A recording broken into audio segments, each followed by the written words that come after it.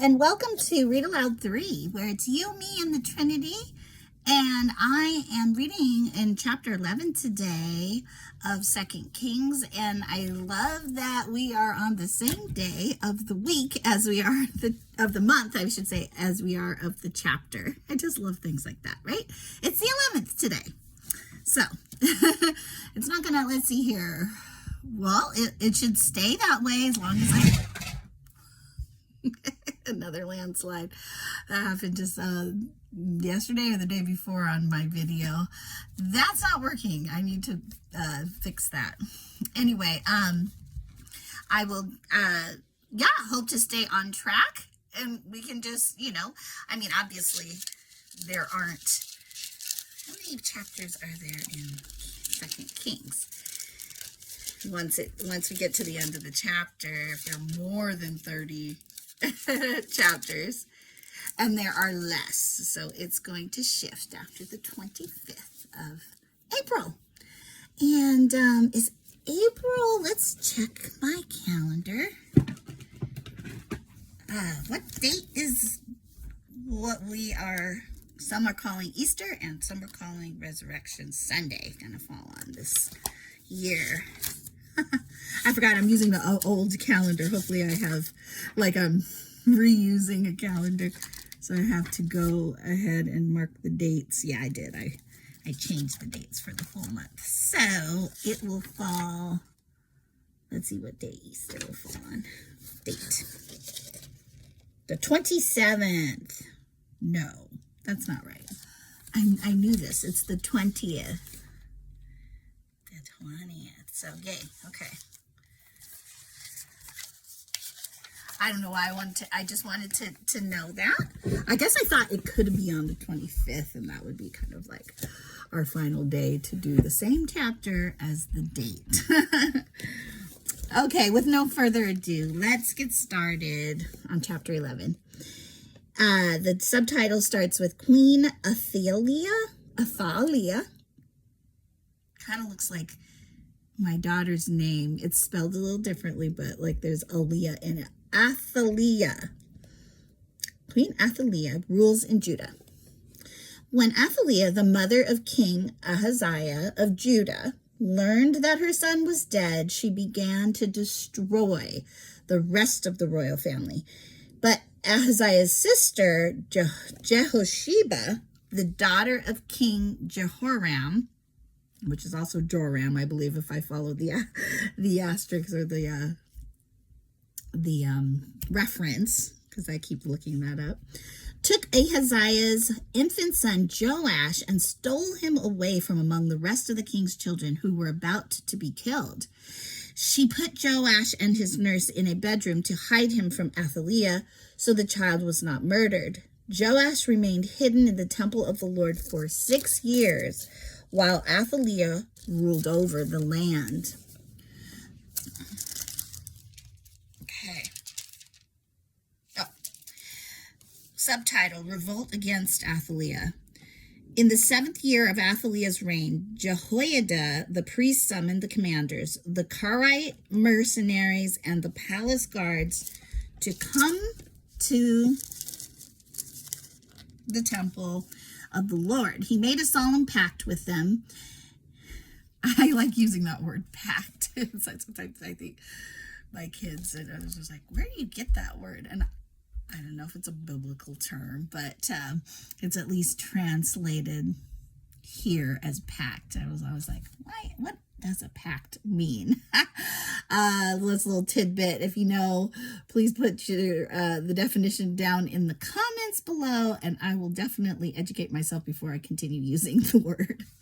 I usually just mean let's make an arrangement where we're supporting one another to fulfill a goal that we have. We can basically encourage one another while we're trying to meet a goal that is in common. Okay. But so let's see what this means when they use it. He made a solemn pact with them and made them swear an oath. I think, yeah, sometimes it's a little more weighty, like oaths and promises, of loyalty there in the Lord's temple. Then he showed them the king's son. Jehoiada told them, this is what you must do. A third of you are on duty on the Sabbath. A third of you are on duty on the Sabbath are to guard, who are on duty on the Sabbath, are to guard the royal palace itself. Another third of you are to stand guard at the Sur Gate. And the final third must stand guard behind the palace guard. These three groups will all guard the palace. The other 2 units who are off duty on the Sabbath must stand guard for the king at the Lord's temple. Form a bodyguard around the king and keep your weapons in hand. Kill anyone who tries to break through. Stay with the king wherever he goes. Verse 9. So the commanders did everything as Jehoiada the priest ordered. The commanders took charge of the men reporting for duty that Sabbath, as well as those who were going off duty.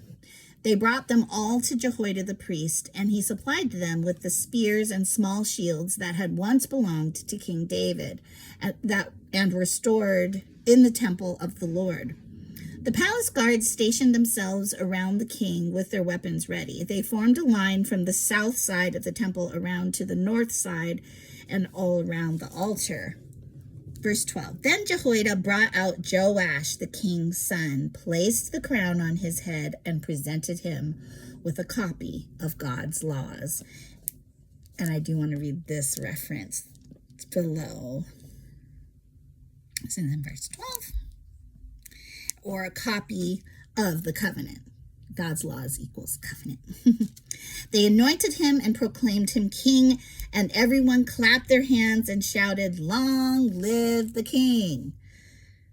Subtitle, The Death of Athaliah. Verse 13, when Athaliah heard all the noise made by the palace guards and the people, she hurried to the Lord's temple to see what was happening. When she arrived, she saw the newly crowned king standing in his place of authority by the pillar. As was the custom at times of coronation,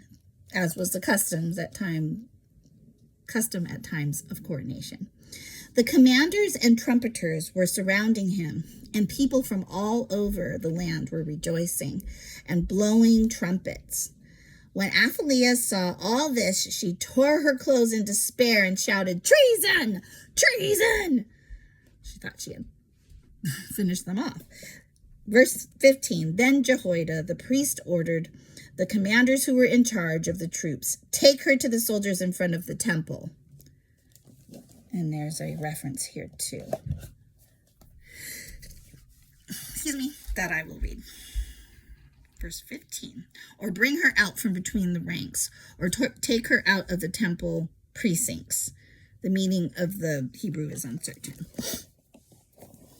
Okay. And kill anyone who tries to rescue her. For the priest had said she must not be killed in the temple of the Lord. So they seized her and led her out to the gate where horses enter the palace grounds, and she was killed there. Subtitle, Jehoiada's religious reforms. Verse 17, then Jehoiada made a covenant between the Lord and the king and the people that they would be the Lord's people. He also made a covenant between the king and the people, and all the people of the land went over to the temple of Baal and tore it down. They demolished the altars and smashed the idols to pieces, and they killed Matan, the priest of Baal, in front of the altars. Jehoiada, the priest, stationed guards at the temple of the Lord. Then the commanders, the Karite mercenaries, the palace guards, and all the people of the land escorted the king from the temple of the Lord. They went through the gate of the guards and into the palace, and the king took his seat on the royal throne.